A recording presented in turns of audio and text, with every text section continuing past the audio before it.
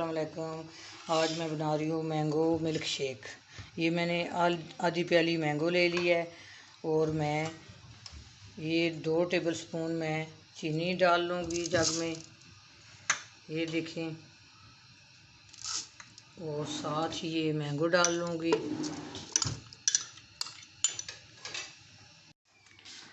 अब मैं इसमें 1 गिलास दूध डाल रही हूँ।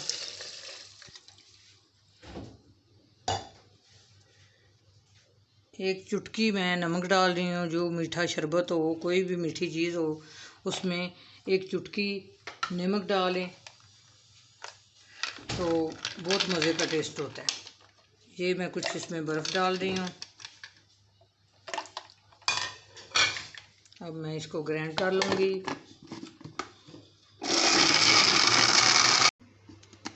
ये मिल्क शेक मैंने ग्राइंड कर लिया है, ये देखिए।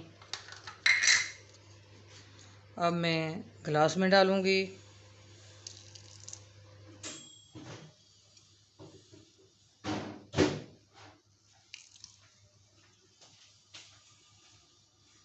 मैंने मैंगो ऊपर डाल दिया है, तो कितनी जल्दी ये तैयार हो गया शेक।